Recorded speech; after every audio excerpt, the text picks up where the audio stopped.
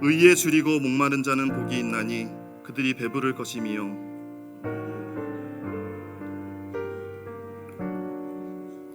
마음이 청결한 자는 복이 있나니 그들이 하나님을 볼 것이며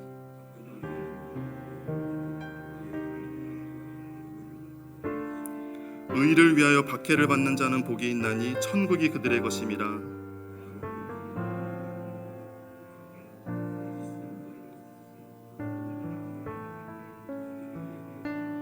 함께 읽겠습니다. 기뻐하고 즐거워하라. 하늘에서 너희의 상이 큼이라. 너희 전에 있던 선지자들도 이같이 박해하였느니라. 아멘. 이제 어떤 율법학자가 예수님께 와서 물었습니다. 선생님, 이 계명 중에 어느 계명이 가장 큽니까? 그리고 물었어요. 그때 예수님께서 내 마음을 다하고 뜻을 다하고 힘을 다하여 주 너의 하나님을 사랑하라 하셨으니 이것이 첫째 되는 계명이요 둘째는 그와 같으니 내 이웃을 내 몸과 같이 사랑하라 하는 것이니라. 그렇게 대답을 하셨어요. 마태복음 22장 36절로 40절에 나옵니다. 이 두 계명이 온 율법과 선지자의 강령이니라 그랬었어요. 온 율법과 선지자란 말은 이 구약 성경을 가리켜서 하시는 말씀이에요. 예수님 당시에는 이 구약과 신약이란 말이 없었어요. 물론 신약 성경도 그때는 아직 없었고 구약 성경만 있었는데 구약이란 말이 그 당시는 없었어요.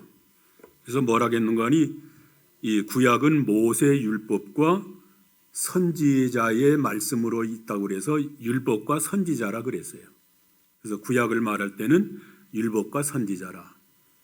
또 때로는 율법과 선지자와 시편이라 그렇게도 말씀을 했고 그러다가 이제 구약이란 말이 처음으로 생겨난 것은 2세기 초에 그 역사가 요세부스에 의하면 주후 100년경부터 사용했다 그렇게 돼 있어요. 정확한 건 잘 모르겠어요. 120년부터 구약이란 말이 처음 생겼다 뭐 그런 말도 있고 여러 가지 학설이 있는데 어쨌든 이 율법과 선지자라는 것은 구약 성경의 전체의 원리를 가리키는 겁니다. 그러니까 내 마음을 다하고 목숨을 다하고 힘을 다하고 뜻을 다하여 주 너의 하나님을 사랑하고 또 내 이웃을 내 몸과 같이 사랑하라 하는 이 두 가지 계명이 구약 성경 전체의 하나님의 말씀의 원리니라 그 말이에요. 그러니까 그 당시 신약 성경은 없었으니까 만일 신약 성경도 있었다면 신구약 성경의 전체 원리는 하나님을 사랑하고 이웃을 사랑하는 것이니라 그렇게 예수님께서 말씀을 하셨을 거예요. 그러니까 이 성경 전체의 원리를 한마디로 하면 하나님 사랑과 이웃 사랑이에요. 하나님을 사랑하고 이웃을 사랑하라 그 말씀이에요. 한마디로 말하면. 다른 말로 말하면 하나님과의 바른 관계를 갖고 사람들과의 바른 관계를 가져라 그 말씀이에요. 그래서 오늘 제목을 이 바른 관계라고 했는데 이 관계라고 하는 말씀이 참 중요해요. 이 목회를 저도 오래 했습니다마는 저는 어려서부터 목회를 했어요. 25살 때부터 단독 목회를 했어요.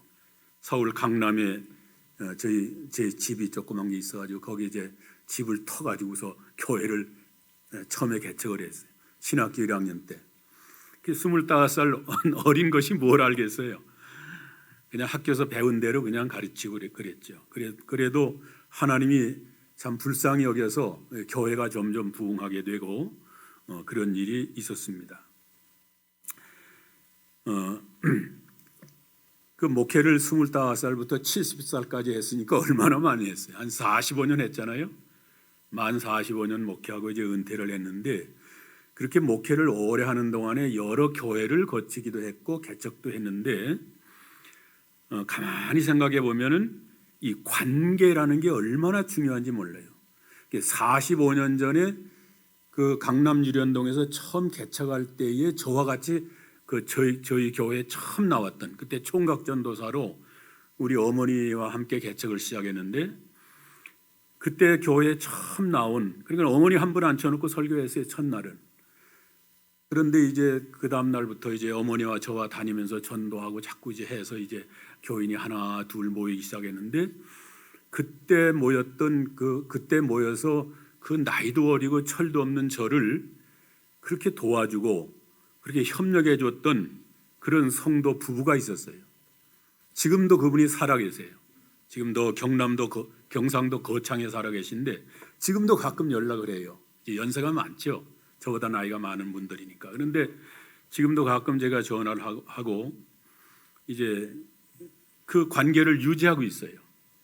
얼마 전에 제 아내와 함께 이제 한국 갔을 때 거기까지 찾아갔어요. 거창까지 찾아가서 또 그 집에서 하루 자고 좀 만나서 이런저런 옛날 얘기도 하고 그때 그 철없는 25살 먹은 어린 총각 그거를 주의 종이라고 그렇게 그분들이 섬기고 지금은 이제 장로님이 되시고 권사님이 되셨습니다마는 이제 그분들이 처음 교회 나왔어요.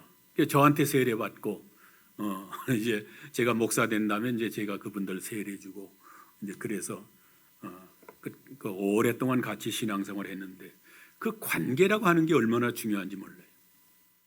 그 외에도 여러분들 많죠. 2년 전인가 저 이제 제가 일본 가기 전에 마지막 있었던 교회가 경기도 이천의 덕평교회인데 그 교회에서 또 오라고 장로님이 자꾸 그러셔가지고 가서 이제 한 주간 동안 부흥사경회를 인도했어요. 근데 그 교회가 아주 아름답게 성장해서 많은 사람이 모이고 교회당도 크게 이제 제가 일본 갈 때는 조그맣게 교회가 조그만 교회였었는데 지금 가보니까 큰 교회로 성장하고 교인들도 많은데 그 어린 주일 학생들 그 제가 가르쳤던 아이들 그 코 올리는 아이들 그 아이들이 다 커서 이제는 시집가고 장가가고 그 교회를 안 떠나고 섬기더라고요. 그리고 다 집사님들이 되셔가지고 그 중고등부 학생들 걔들이 다 이제 집사님이 돼가지고 그 교회를 섬기고 있어요. 그게 얼마나 참 감격한지 몰라요. 지금도 계속 연락하고 있고 지금도 그 나이가 이제 한 50이 다 됐고 뭐 그런 집사님들인데도 지금도 저는 그냥 야자야 그래요. 아무개야. 어린 뭐 주일학기 때부터 가르친 애들이니까 그런 관계라는 게 얼마나 중요한지 몰라요. 이 관계, 이 그리스도 안에서의 관계, 하나님과의 관계, 이 관계가 참 중요해요. 성경은 하나님과의 바른 관계와 사람들과의 바른 관계를 강조하는 말씀이 성경 말씀이에요. 그래서 우리가 이 한사랑교회에서 이렇게 만난 것도 좋은 관계잖아요. 이 관계를 잘 유지하시기 바랍니다. 이거 참 좋은 거예요.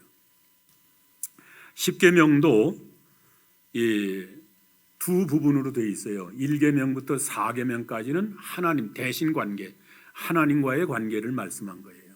나 외에 다른 신을 내게 두지 말라.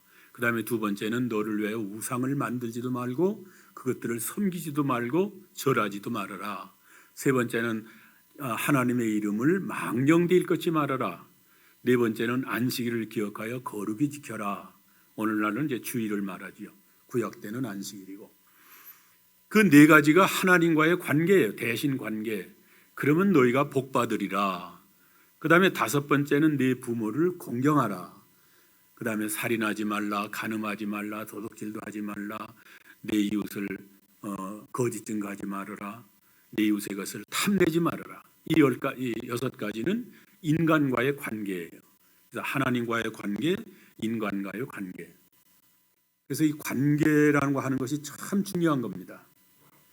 그 다음에 이제 이번에 제가 이렇게 시리즈로 준비를 했는데 이 산상수훈 마태복음 5장 1절부터 12절까지를 이제 4시간에 걸쳐 지금 하고 있잖아요. 근데 이 말씀도 이 나누어 보면은 하나님과의 관계, 인간과의 관계예요. 첫째가 뭐예요? 심령이 가난한 자. 하나님 앞에 자기를 발견한 거잖아요. 자기의 부족을 발견해서 나 같은 죄인, 그게 심령이 가난한 자예요. 두 번째는 애통하는 자, 자기의 죄를 붙잡고 우는 거예요. 이게 하나님과의 관계예요. 그다음에 마음이 청결한 거, 하나님 앞에 깨끗한 마음을 바쳐드리는 거, 또 한 가지 뭐예요?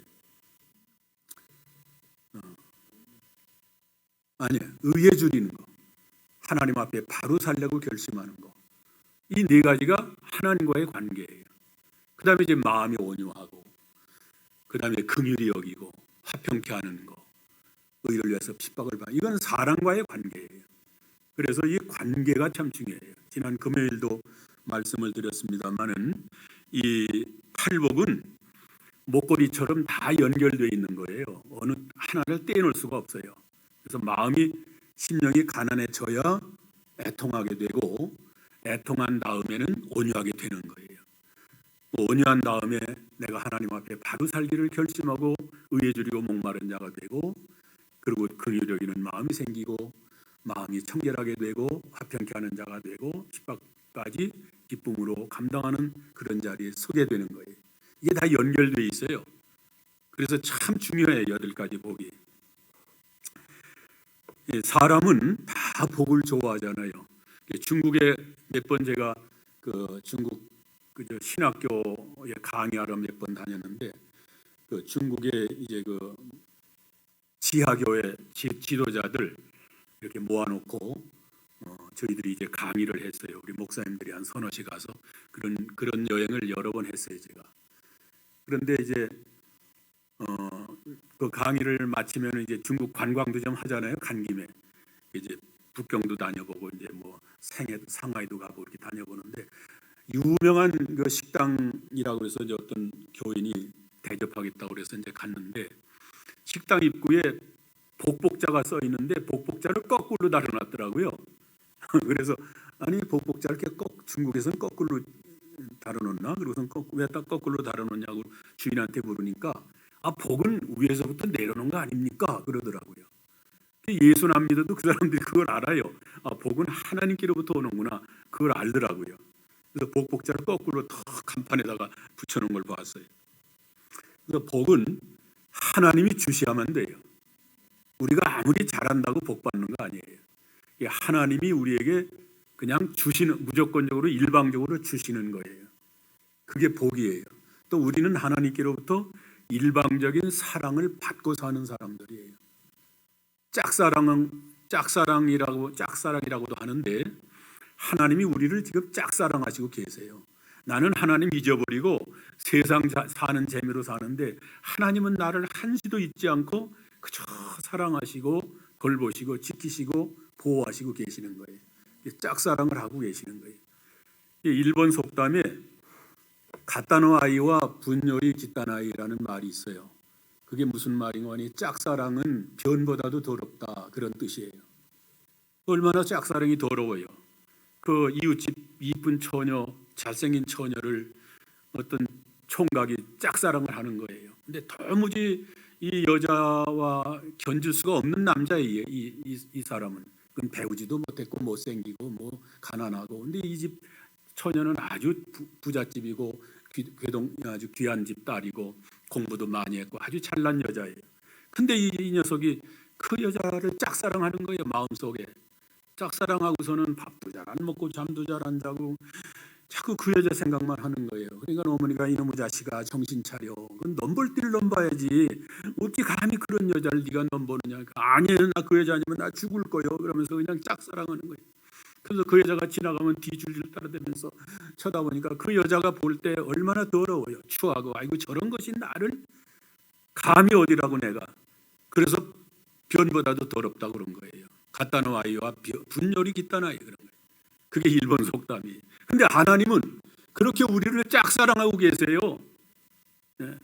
우리는 하나님을 잊어버리고 세상 사는 재미로 사는데, 하나님은 우리를 그렇게 짝사랑하고 계시는 거예요.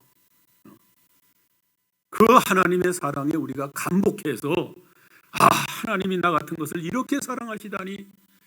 그 총각은 못나고 뭐 형편없는 사람이지만, 하나님은 가장 영광스럽고 가장 존귀하고 가장 고귀하신 분이 가장 천하고 가장 낮고 가장 추한 나를 그처럼 사랑하시는 거예요. 그게 하나님의 사랑이에요. 그러니까 우리도 그걸 깨닫고 목숨을 다하고 힘을 다하고 뜻을 다해서 이제는 주님을 사랑해야 돼요. 그게 우리가 할 일이에요. 그게 하나님과의 나와 바른 관계예요. 그 다음에 그 사랑을 가지고 그 하나님께로부터 받은 사랑을 가지고 또 다른 사람에게 베풀며 사는 거예요. 성경의 전체 원리는 그걸 가리키는 거예요. 그 원리를 깨닫고 보면은 성경이 열리기 시작을 해요. 이 말씀도 이런 뜻이구나. 그래서 하나님과의 관계가 다른 말로 말하면 기본 구원이에요. 하나님이 나를 일방적으로 구원하신 기본 구원. 그 다음에 인간과의 관계가 성화 구원이에요. 사람과의 관계에서 성화를 이루어가는 거잖아요. 우리가 그리스도의 형상을 닮아가는 거예요. 성경 전체 원리는 구원과 성화예요. 로마서도 보면은 1장부터 11장까지가 구원이잖아요. 12장부터는 16장까지는 성화예요. 그러므로 너희가 믿음으로 구원 얻었으니 이제는 이렇게 살아라. 그게 로마서 12장이잖아요. 그 다음에 갈라디아서도 1장부터 3장까지는 구원이에요. 믿음으로 구원 받는다. 행함으로 절대 받는 게 아니야. 믿음으로만 받는다. 그 다음에 갈라디아 4장부터 6장까지는 그러므로 구원을 받았으니 너희들은 이렇게 살아라. 생활면을 가리키는 거예요. 에베소서도 1장부터 3장까지는 믿음으로 구원받는다. 구원은 거저 주신 하나님의 은혜다. 이것이 신령한 복이다. 영적인 복이다. 그리고 이제 4장부터 6장까지는 믿음으로 구원을 받았으니 이렇게 살아라. 부부관계는 이렇게 살아야 되고 부자관계는 이렇게 해야 되고 종과 상전의 관계는 이렇게 해야 되고 이웃관계는 이렇게 해라. 삶을 가리키는 거예요. 성경 전체 원리가 다 그거예요. 십계명도 보세요. 십계명도 출애굽기 20장에 보면은 나는 너희를 종되었던 애굽 땅에서 인도해낸 너희 하나님 여호와라. 구원이에요. 나는 너희를 종되었던 애굽 땅에서 인도해낸 너희 하나님 여호와다. 종되었던 애굽 땅에서 인도해냈잖느냐 내가. 그게 구원이잖아요. 그러니까 너희는 어떻게 살아야 되느냐? 이제부터는 나 외에 다른 신을 섬기지 말고 우상을 만들지 말고. 그래서 십계명을 주신 거예요. 그게 우리의 생활이에요. 그러니까 성경 원리를 알면은요, 이제 성경이 열리기 시작을 하는 거예요. 이 말씀이 이런 뜻이구나, 이런 뜻이구나. 그래서 이 관계가 얼마나 중요한지 몰라요. 여러분 이 관계 설정을 잘 하셔서 행여나 이 관계가 잘못되지 않도록 항상 조심하고 바른 관계를 맺기를 힘쓰는 그런 성도들이 되시길 바랍니다. 지난 수요일까지 5절까지 말씀을 드렸고요. 오늘은 6절부터 보겠습니다. 6절에 의에 줄이고 목마른 자는 복이 있나니 그들이 배부를 것이며. 여기 의라고 했는데 의가 뭘까? 이 의는 두 가지가 있어요. 신적인 의가 있고 인적인 의가 있어요. 하나님 보시기에 합당한 것이 신적인 의고 사람 보기에 바로 하는 것이 인적인 의예요. 그런데 사람 보기에 아무리 바로 해도 하나님 보시기에 합당치 못한 것이 있어요. 그것은 하나님이 인정을 안 해요. 유대인들이 하나님 앞에 열심은 냈지만 저희가 진리의식을 따른 열심이 아니고 자기 의를 세우려고 열심히 하나님의 의를 복종치 아니했느니라. 그래서 로마서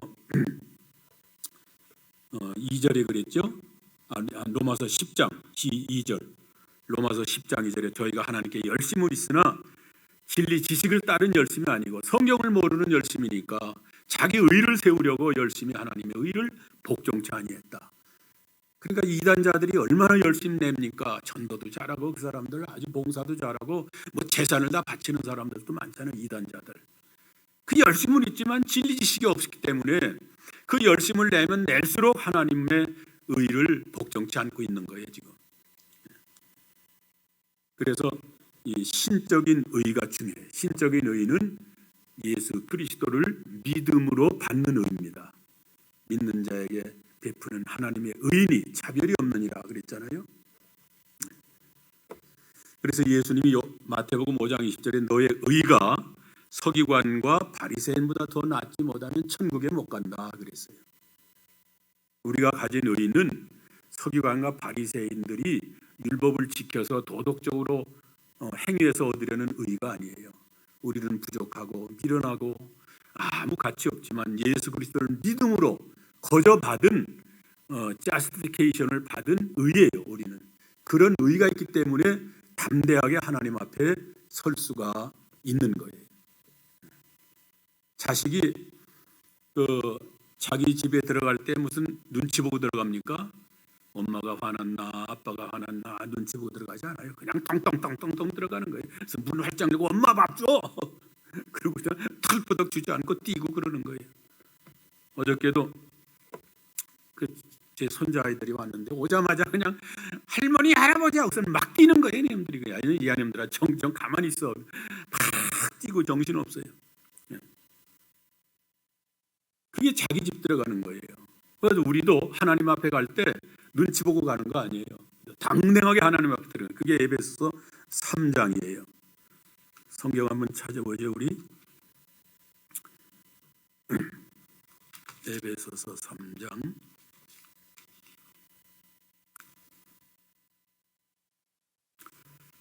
12절 에베소 3장 12절이에요. 우리가 그 안에서 그를 믿음으로 말미암아 담대함과 확신을 가지고 하나님 앞에 나아감을 얻느니라.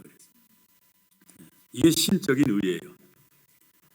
인간적으로 아무리 바로 했다고 해서 하나님 앞에 인정받지 못하면 그건 아무 소용이 없는 거예요. 사무엘상 15장에 보면은 하나님이 아말렉을 점령해 버려라고 하나님이 명령했어요. 사울 왕에게. 아말렉은 뭔가니? 아말렉은 이스라엘 백성들이 애굽에서 가나안 갈 때에 이스라엘 백성들을 침범했던 그런 악한 사람들, 뒤에서부터 와서 이스라엘을 괴롭힌 사람이에요. 그러니까 가나안 정복을 방해했던 자들이에요. 하나님 앞에 나가는, 우리가 신앙으로 하나님 앞에 나가는 모든 것을 방해하는 세력들을 말하는 거예요. 오늘날로 말하면 내 속에 내가 주님을 향하고 하나님을 향하는데 방해되는 세력이 뭘까? 그걸 죽이라는 거예요. 그게 아말렉을 죽여라 그 소리예요. 구약 성경에. 그러니까 사울 왕이 아말렉을 점령했어요. 점령하고서는 아말렉 왕 아각을 죽이지 않고 사로잡아 왔어요. 그 다음에 아말렉에 있는 모든 거 우양도 다 죽이라 그러는데 살진 소, 살진 양은 다 끌고 왔어요.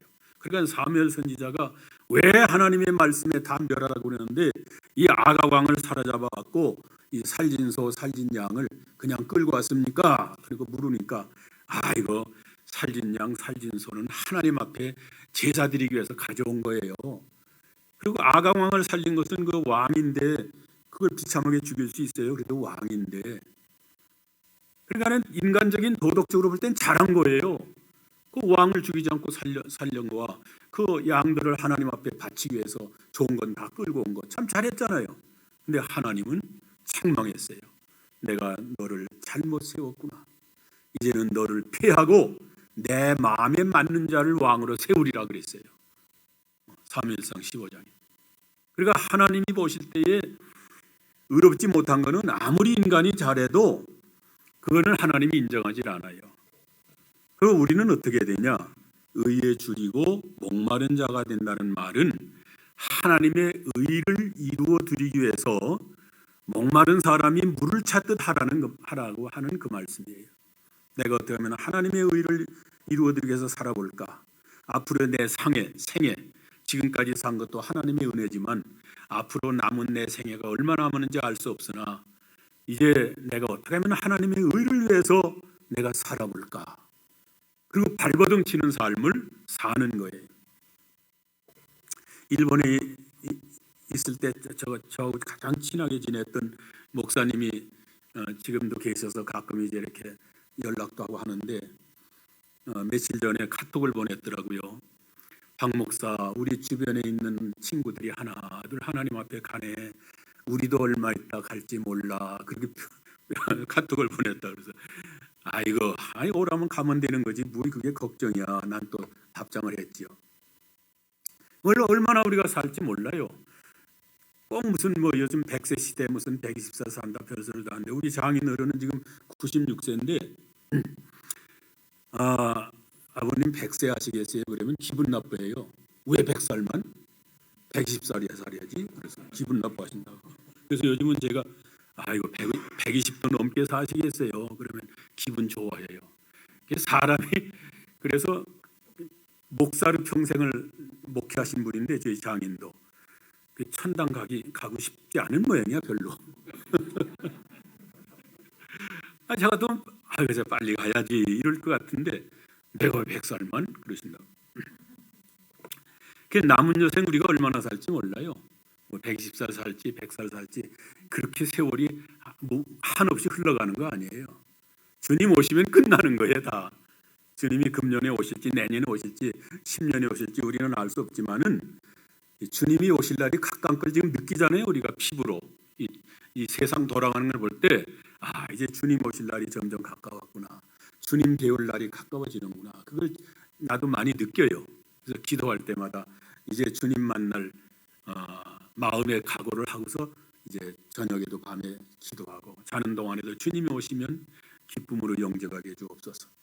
그리고 자기 전에 기도하고. 그러니까 이제 우리가 남은 여생 얼마나 남았는지 몰라요. 젊다고 오래 사는 거 아니잖아요. 그러니까 우리가 지금까지 살아온 것도 하나님의 큰 은혜지만은 나머지 인생 어떻게 살까? 하나님의 의를 위해서 살아보자. 하나님의 의를 이루어드리기 위해서 하나님의 의를 이루는 길이라면 내 물질도 아까워하지 말고 내 시간 건강 다 하나님을 위해서 써보자. 남은 여생 한번 써보자. 그렇게 사는 것이 의에 줄이고 목마른 삶을 사는 거예요. 이문성 목사님이 우리 원준이 통해서 이제 휴가 가는 기간에 목사님 오셔서 말씀을 전해줄 수 있습니까? 힘드시면 뭐 안 하셔도 되고요. 그렇게 말씀을 전했어요. 그래서 내가 생각해 보지요. 그러고서는 대답을 않고 있다가 가만히 생각을 해봤어요. 내가 이제 이 말씀 하나님이 주신 이 진리가 귀한데 이거를 하나라도 더 전하고 가야지. 죽기 전에 전해야지. 그래서 얼른 답장을 했어요. 이제 내가 가겠습니다. 가서 이제 하나님의 말씀을 전하겠습니다. 새벽 기도도 하셔야 되는데 새벽 기도도 하겠습니다. 그랬더니 나중에 연락이 오기를 새벽 기도는 안 해도 됩니다. 그래서 아이고 감사합니다. 새벽잠이 많은 이제 요즘 새벽까지 자거든요. 제가 나이가 먹으면 어린애처럼 잠을 많이 자야 돼요. 그런데 이제 새벽에 일찍 일어나서 올라오면 아유 이제 힘들겠다. 그러나 마지막 내가 그냥 힘을 다해서 한번 해보자. 그렇게 결심했는데 또 쉬라고 하시니 얼마나 좋은지 몰라요. 제가 이제 목회할 때도 토요일 날하고 주일은 새벽 기도를 안 했어요. 월요일부터 금요일까지만 새벽 기도하고 토요일 주일날 새벽 기도 안 했는데 그랬나? 토요일까지 새벽 기도하고 월요일하고 주일 쉬었나? 아직 뭐 하여튼 일주일에 이틀을 쉬었어요. 근데 우리 교회 집사님이 그러더라고. 아이고 목사님 오늘 새벽 기도 하니까 참 좋네요. 그러더라고. 그 남은 여생 우리가 주님의 말씀대로 살려고 힘을 써야 돼. 좀 손해가 온다 할지라도 힘을 다해서 주의 영광을 위해서 우리가 아까 찬송을 했잖아요. 주의 영광을 위해서 어떻게 하면 주님의 의를 이루어 드릴까 힘을 써야 돼. 그러면 배부를 것이며 그랬잖아요. 배부를 것이며 하는 것은 모든 일이 그리스도 안에서 형통하게 될 것이라 그런 뜻이. 그 다음에 7절 긍휼히 여기는 자는 복이 있다고 그랬어요. 긍휼히 여김을 받을 것이며 이 긍휼은 다른 사람이 내게 죄를 지었든지 내게 큰 잘못을 했든지 내게 손해를 입혔을 때에 내가 어떻게 해야 될 것인가 하는 말씀이에요. 관용을 베풀어 줘야 돼요. 보복하려고 하는 네가 나한테 이랬어? 나도 한다. 뭐 그러지 말고 보복하려는 마음을 갖지 말고 관용을 베풀어서 너그러운 마음으로 그 사람을 대해주는 것이 긍휼이에요. 그래야 나도 긍휼함을 받아요. 또 이미 긍휼함을 받았잖아요. 나 같은 죄인이. 그러니까 나도 나 같은 죄인도 하나님 용서하셨는데 내게 조금 손해 끼친 저 사람을 내가 용서 못할 거 뭐 있나? 그리고서는 용서해야 돼요. 베드로가 예수님께 예수님 내게 죄를 진 자를 몇 번 용서할까요? 7번씩 할까요? 그건 아니다. 7번씩 70번이라도 해라. 예. 그러면 77이 49 490번 하라 소리인가요?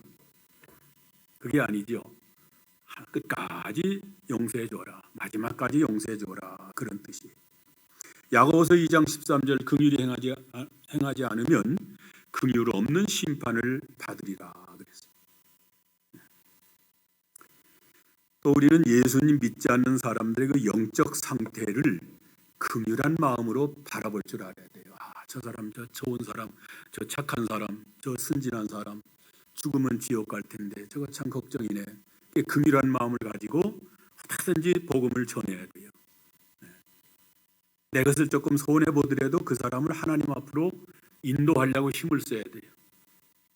예수 믿으세요. 예수 믿어 천당합니다. 그 말만 한다고 되는 게 아니고 그 사람을 위해서 자꾸 자비를 베풀어주고 사랑을 베풀어주고 자꾸 할 때에 그 사람 마음에 감동이 오잖아요. 그런데 당신이 믿는 예수님 나도 믿어도 돼? 그러는 거예요. 그리고 따라 나오게 돼 있어요. 전도는 말로만 하는 게 아니고 저 행위로 자꾸 보여줘야 돼요. 선행을 보여줘야 돼요. 그렇게 긍휼히 여기는 마음을 가져야 됩니다. 우리가 전도하지 않는 것은 다른 사람을 긍휼히 여기는 마음이 없기 때문에 그래요. 그래서 고린도전서 9장 16절에 보면 사도 바울은 내가 복음을 전하지 않으면 내가 화가 있을 것이다 그랬어요. 또 예레미야 20장 9절에 보면은 예레미야가 하나님의 말씀을 자꾸 증거하니까 핍박이 오잖아요. 그러니까 예레미야가 에이 이제는 내가 복음을 전하지 말아야 되겠다. 내가 지들 위해서 내가 전하지 내가 뭐 나 위해서 전하나? 그리고선 복음을 전하지 않기로 결심을 했어요. 그래서 하루는 집안에 가만히 앉아 있으니까 내가 하나님의 말씀을 선포하지 않으면 마음에 불 붙는 것 같아서 답답함을 견딜 수가 없겠다. 그리고 또 뛰쳐나간 거예요.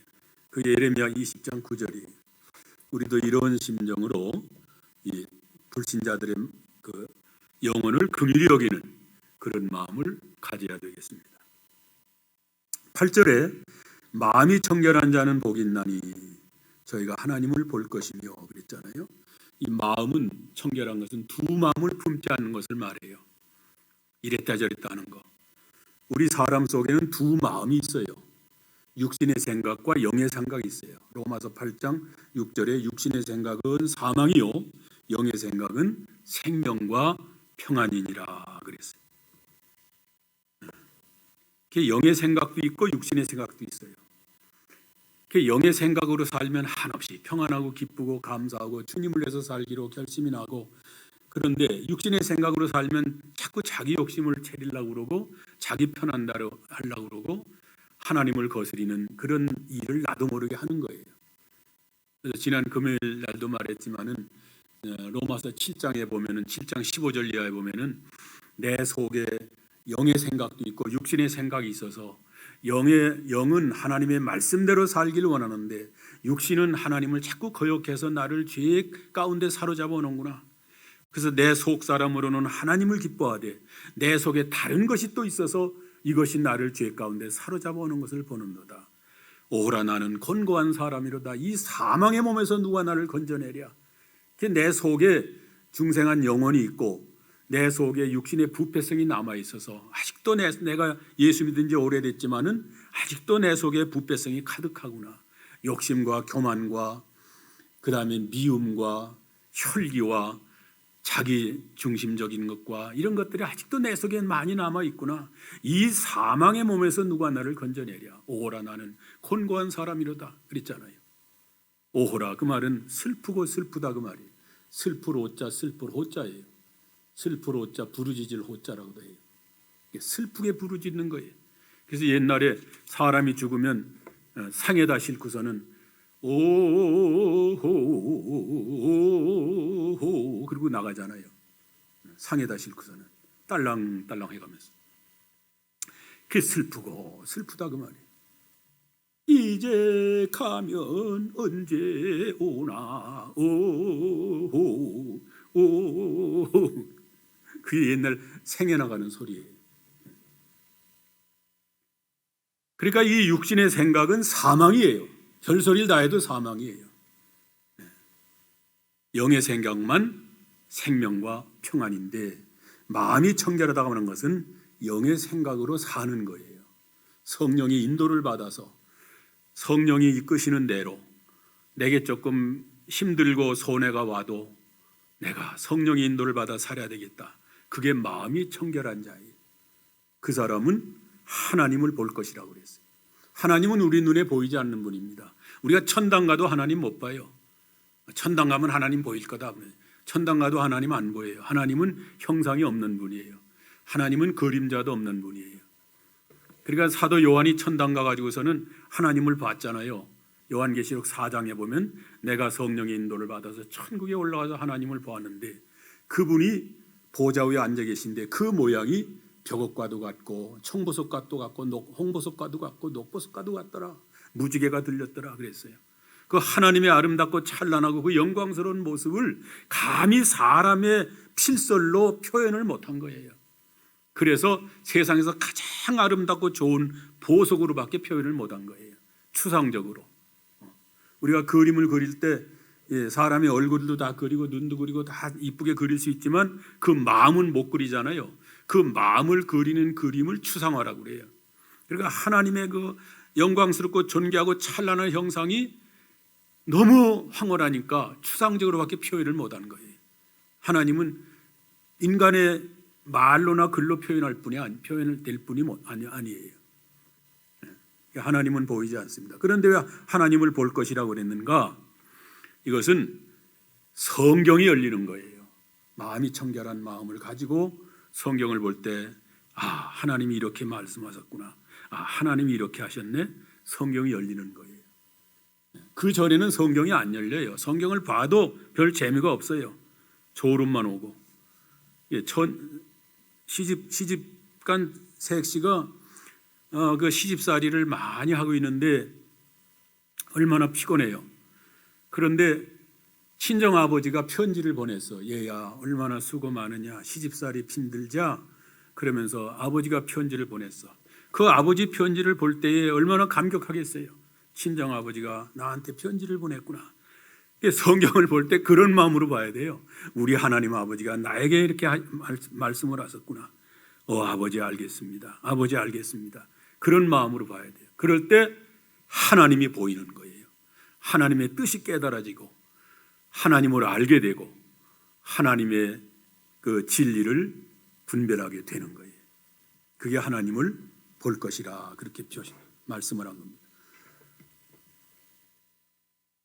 9절도 돼야 되는데 9절은 화평케 하는 자의 복인데요. 이것은 하나님과의 먼저 우리가 화평이 이루어져야 되는데 이것은 예수 그리스도의 십자가의 희생으로만 이루어지는 겁니다. 에베소서 3장에 하나님 예수님께서 우리를 위해서 십자가를 지심으로 에베소 2장 16절에 하나님과 우리가 화목이 되었느니라 그랬어요. 구약 시대에는요. 죄인이 하나님과 화목하기 위해서는 짐승을 희생시켰어요. 양이나 소를, 부자는 소, 중간 부자는 양이나 염소, 가난한 사람은 비둘기 2마리, 이거를 희생해야 하나님과 화목이 됐어요. 그래서 이제 양을 끌고 와서 자기 죄를 거기다 뒤집어 씌우는 거예요. 손을 얹고서 이놈아, 하나님 네가 왜 이렇게 하나님 앞에 죄를 졌느냐? 죄값은 사망인 줄 몰랐더냐? 그래서 칼을 빼서 양을 죽이는 거예요. 그리고 피를 제사장에게 드리면 제사장이 하나님이시여 아무개가 죽을 죄를 대신해서 이 피를 드리오니 이것을 받으시고 아무개의 죄를 사하여 주옵소서. 그리고 피를 뿌린 후에 제물을 제단 위에 다 불태워 버리는 거예요. 그게 번제인데 그것은 뭘 가르쳐 주는 거 아니? 그리스도의 보혈로 우리의 죄가 다 씻음 받고 우리의 죄가 다 없어졌다 그 말이에요. 불태워서 다 없어졌으니까. 그게 번제예요. 그다음에 이제 소제가 두 번째로 소제가 있는데 소제는 고운 가루를 드리는 거예요. 구원받은 성도가 자기 자신이 깨어져서 고운 가루가 돼서 하나님 앞에 쓰임 받을 수 있는 자리에 쓰는 것이 소제예요. 그다음에 세 번째는 화목제가 있는데 레위기 1장은 번제, 2장은 소제, 3장은 화목제, 4장 속제제, 5장은 속건제. 이 화목제는 번제와 같이 비슷하게 드리긴 드려요. 그런데 제물을 불태워 죽이는 게 아니고 자기 죄를 전가시킨 후에 죽여서 피를 하나님께 드리고 나머지 제물은 잘 구워서 잘 삶아가지고 제사장에게는 넓적다리를 드리고 그 다음에 자기 가족들이 모여서 맛있게 먹고 이웃도 부르고 다 동네 사람들 불러서 그날에 다 먹어야 돼요. 남기면 안 돼요. 그래서 희생이 있고 잔치가 있는 거예요. 그래서 예수 그리스도께서 희생당하심으로 하나님과 나와 화목이 됐어요. 어린 살진 송아지가 희생됨으로써 아버지와 탕자가 화목이 되고 잔치가 벌어졌어요. 탕자가 돌아왔을 때 아버지가 살진 송아지를 잡았잖아요. 자꾸 잔치를 벌렸잖아요. 그와 같이 화목은 하나님과의 먼저 화목이 되고, 그 다음에 목사님과 화목이 되고, 성도님끼리 서로 화목이 되고, 이웃과도 화목이 되고, 불신자들에게까지 화목이 되어야 돼요. 그게 화평케 하는 자예요. 그래서 피스 메이커라 그랬어요. 우리는 이 화평을 유지해야 됩니다. 마음속에 화평을 유지해야 마귀가 들어오질 못해요. 이 마음속에 화평이 떠나면 마귀가 자꾸 장난질 쳐요. 엿보고 장난질 치고 그래요. 그래서 이 화목케 하는 자는 먼저 하나님과 화목하고, 그 다음에 내가 하나님과 화목하고, 내 이웃 가족이 화목하고, 이웃끼리 화목하고, 불신자들까지 화목을 해서 그들을 또 하나님과 화목시키는 거예요. 그러니까 피스메이커죠. 화목시키는 거예요. 그것이 하나님의 아들된 우리가 할 일이라 그 말이에요. 그래서 화목케 하는 자는, 화평케 하는 자는 하나님의 아들이라 일컬음을 받는다 그러신 거예요. 시간이 많이 가서 오늘 여기까지 하겠습니다. 기도하겠습니다. 하나님 아버지가